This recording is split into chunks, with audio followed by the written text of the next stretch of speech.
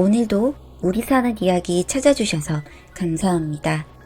사연자분이 보내주신 이야기 시작해 볼게요. 정말 할 만큼 하고 나면 미련이 남지 않는다고 하던 그 말뜻을 이제는 알 것 같습니다.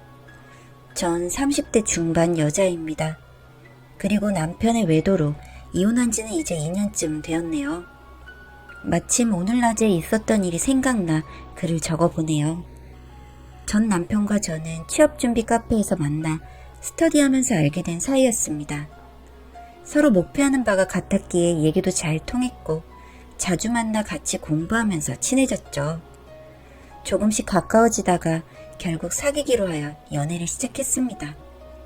둘 다 그렇게 넉넉한 집안은 아니었기에 스스로 뭔가를 해내야겠다는 부담감이 절실함으로 바뀌어 정말 열심히 했습니다.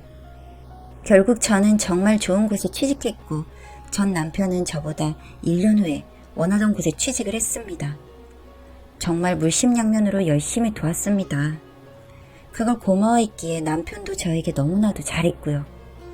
무리 없이 결혼했고 결혼한 해에 아이도 생겨 정말 행복한 나날들만 있을 줄 알았습니다. 애도 낳고 이듬해 또 임신을 하게 되다 보니 더 이상 휴직하는 것도 눈치가 보이고 힘들어 결국 육아휴직 수당만 다시 받고 권고사직 쪽으로 얘기가 되어 저는 전업주부가 되었습니다. 그토록 힘들게 노력해서 이뤄낸 것이었지만 두 아이의 엄마로 살고 싶은 마음이 더 컸나 봅니다. 섭섭하기보다는 앞으로 더 행복하게 살아야겠다라고 생각했죠. 저도 밖에서 일을 해봤기에 힘든 것을 잘 알고 있었습니다. 뭐 아무리 그래도 육아는 반반이다. 남편도 도와야 한다 하는 친구들. 제 부모님 말도 그래 하며 넘겨버리고 정말 손 하나 까딱하지 않도록 배려했습니다. 저 또한 애 둘 키우며 집안일 하는 것이 쉽지는 않았습니다. 늘 피곤하고 잠도 모자랐지만 꼭 아침밥은 챙겨주고 싶었고 이 남자한테 결혼 잘했다라는 생각이 들게 해주는 것이 제 만족이라 생각하고 살았습니다. 시어머니는 제가 관두고 집에 있는 것이 못마땅하셔서 저한테 엄청 툴툴거리고 밉게 행동하셔도 다 받아주고 잘해드리려 무던히도 노력했습니다. 제가 딸은 아니지만 딸 없으신 시어머니에게 친딸처럼 되고 싶어서요. 친정 엄마한테는 미안하지만 그 정도로 헌신하고 제 가정을 소중하게 했습니다. 남편도 제 노력을 아는지 일, 집 밖에 모르던 사람이었고 늘 저를 도와주려고 했었죠. 근데 그런 이상적인 생활 속에서 현실의 벽이 높아지니 조금씩 상황이 변하기 시작했습니다. 남편 벌이만으로는 모든 것을 감당해 나가는 것은 조금 무리가 있었고 시댁과 저희 집에 보내는 용돈까지 정말 빠듯했습니다. 각자 부모님께 30만 원씩 드리기로 하고 생활했는데 제가 열심히 집안일 하기는 하지만 남편 월급으로 돈 보내는 것이 어찌나 눈치가 보였는지 모릅니다. 그렇다고 안 도와드리기에는 각자 집안 사정이 좋지 않았기에 어쩔 수가 없었죠. 시어머니는 그게 늘 불만이셨고 저한테 아들이 갖다주는 돈으로 부모님 봉양하면 고마운 줄 알고 더 잘하라 하셨습니다. 제가 노는 것도 아니고 충분히 기분 나쁠 법했지만 제가 그러면 더 상황이 안 좋아질까 그냥 꾹 참았습니다. 알겠다고 하면서요. 도시에서 아이들 키우면서 가정 지켜나가는 것이 쉬운 일이 아닌 것을 저도 알았으니까요. 맨날 발버둥 쳐도 제자리인 상황에 남편도 조금씩 지쳐갔는지 다정다감했던 모습은 없고 남들과 저를 비교하기 시작했습니다. 누구는 뭐 장인 장모 덕으로 뭐 했다더라, 아님 아내가 뭐 어떻게 했다더라 등등. 듣고 있자면 제 마음도 너무 답답했죠. 한 번도 그런 생각을 해본 적 없었는데 너무 죄송스럽게 나는 왜 가난한 집에 태어났을까 라는 못된 생각까지도 그 순간 하게 되었습니다. 금방 제 자신을 혼내며 그딴 생각은 하는 게 아니라고 스스로 되뇌어도 제 자신이 너무 초라했죠. 그렇게 4년을 버티고 애들도 둘 다 어린이집에 보낼 수 있게 되자 저는 얼른 돈 벌어야겠다는 생각이 섰습니다. 남편에게도 말했고 그러는 게 좋겠다고 얼른 나가라 했죠. 근데 쉽지 않았습니다. 경력도 단절되어 제가 원하는 분야 쪽에서 일하는 건. 그래서 관련도 없고 월급도 작은 곳에 취직할 수밖에 없었습니다. 그렇게라도 돈을 벌 수 있다는 사실이 기뻤습니다. 갈수록 일이 너무 고되었습니다. 돈 아낀다고 산후조리도 제대로 못해서 그런지 앉아만 있어도 허리가 너무 아프고 뼈마디가 쑤시고 장시간 같은 자리에 앉아있는 게 쉬운 게 아니었고 집에 돌아오면 또 제2의 출근이 기다리고 있었습니다. 아이들 케어부터 집안일까지. 늘 제가 하던 일이고 남편한테 부탁 한 번 한 적이 없는 터라 그냥 당연히 제가 할 거라 생각하고 습관이 되어 손 놓았다가 안 하더군요. 그렇게 집안일에 밥 차려주고 애들 씻기고 잠들라 하면 벌써 11시가 다 되어가는 시간. 또 몇 시간 자다가 6시면 일어나야만 했죠. 그런 힘든 생활을 6개월 하는 도중에 이혼하자는 소리를 들었습니다. 정말 청천벽력 같은 소리였습니다. 뭐 싸워본 적도 없고 아무 낌새도 몰랐고 그냥 저는 열심히 살기만 했을 뿐인데 갑자기 이혼하자고 하니 저는 그냥 벙쪘습니다. 알고 보니 다른 여자 만나고 있었습니다. 약사였고 이미 시어머니한테도 인사시킨 것 같았습니다. 돈 잘 버니 시어머니도 벌써 며느리 취급해주며 만나고 있었고 저한테는 둘 다 숨기며 타이밍 보고 있었던 것 같더군요. 근데 제가 뭐 틈 하나 없이 생활하니 꼬투리 잡을 것도 없고 결국 저런 식으로 저한테 통보를 했습니다. 뭐 제대로 저항도 못 해보고 그냥 합의이혼 당했습니다. 다행히 직장은 있던 터라 딸아이 둘은 제가 키울 수가 있었습니다. 너무 힘들었죠. 양육비를 받기는 했지만 쪼들리는 인생이었습니다.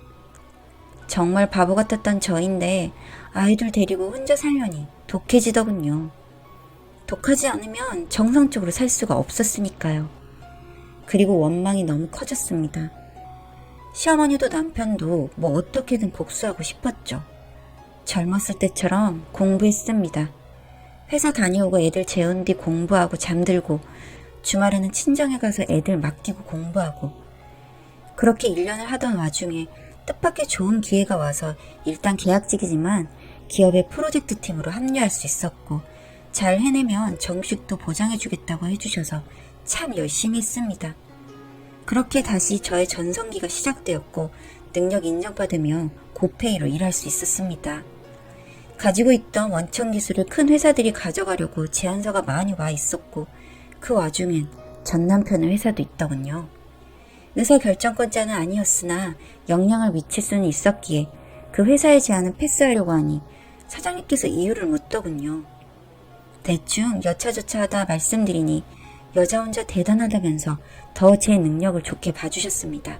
사장님이 여기저기 회사 담당자랑 만나고 다니셨는데 딴에는 제 복수해주신다고 전 남편 회사 계약 담당자분한테 그 얘기를 해서 엄청 난감해진 것 같았습니다.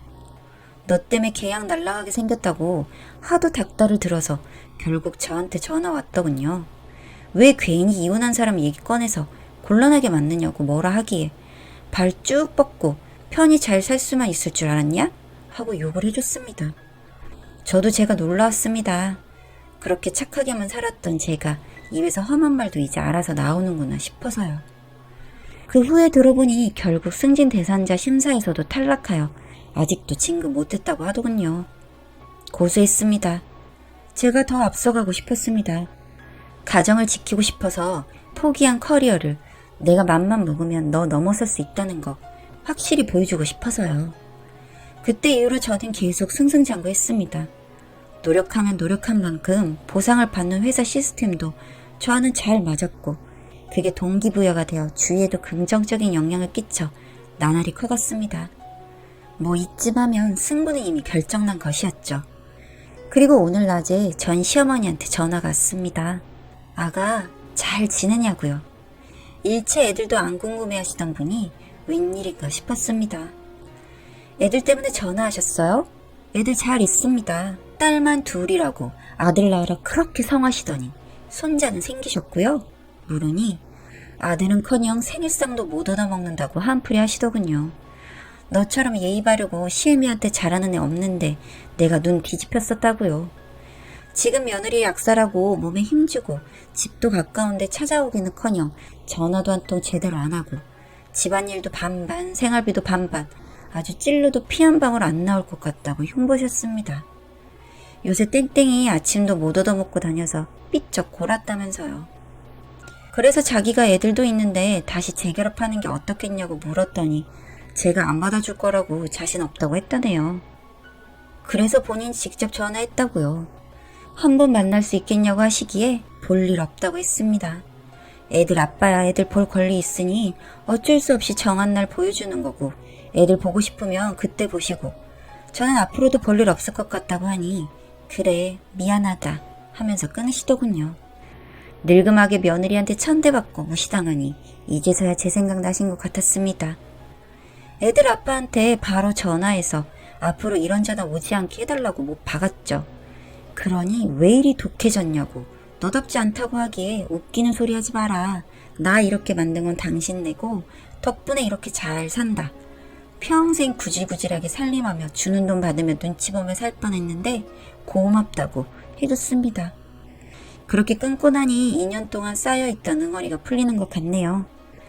정말 무던히도 열심히 살았습니다. 마른 하늘은 날벼락처럼 이혼당하고 능력 없고 돈 없는 쓸모없는 애 취급당하다가 이렇게 되기까지 참 많이 울고 힘들었네요.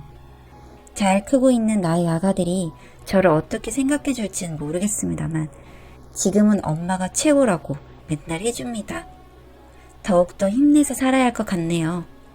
오늘 낮에 전화 받고 속 시원하게 뱉고 나니 전에 살았던 인생이 불쌍하게 느껴져서 한번 끄적여 봤습니다. 읽어주셔서 감사합니다.